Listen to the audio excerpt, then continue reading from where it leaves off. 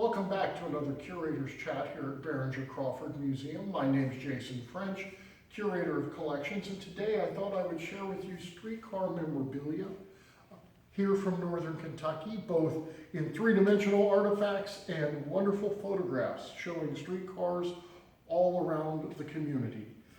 One of my newest artifacts is actually a chair from a streetcar that ran to the Latonia racetrack. And the neat thing about it is I also have a photograph of probably that very streetcar at the racetrack, and a wonderful photograph of that racetrack not racing horses but automobiles, which is kind of a fun and unique image to see. So I've compiled many of the photographs, but there are a lot that we have, and a number of other artifacts. So people who collect all kinds of things. Things as simple as this is actually a wooden sign from a streetcar maker, the maker that Covington or the Green Line would buy a lot of their streetcars from in St. Louis. This is the manufacturer that actually built the streetcar that we have here in our museum. But beneath it is a roll sign. So buses, when you see a modern bus, it will tell you digitally where it's going.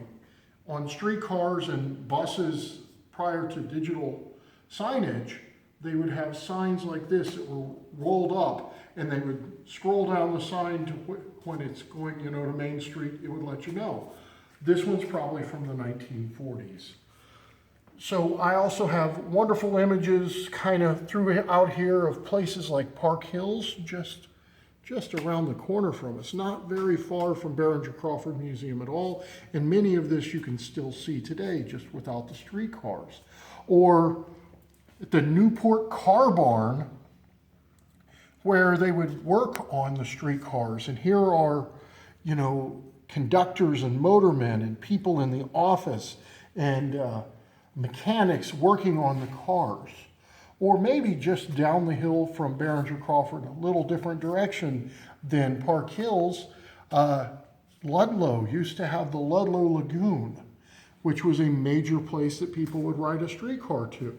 At the Ludlow Lagoon, there were all kinds of attractions, whether it's hot air balloons or roller coasters, but there also at one point in time was a motorcycle racetrack that was very exciting, maybe a little too exciting, because there had been a major accident there where unfortunately people died in the early 20th century. So that didn't last forever. But throughout some of these other images, and as you can see, I've got whole tubs full of streetcar images, are here, the Roebling Suspension Bridge, or in Fort Thomas. But not only photographs do we collect, we also have wonderful things like this controller, which would have been the gas pedal and the brake pedal, the throttle for a streetcar. This one probably came off of, if not this streetcar, which was a maintenance car, it came off of one that looked very much like this streetcar.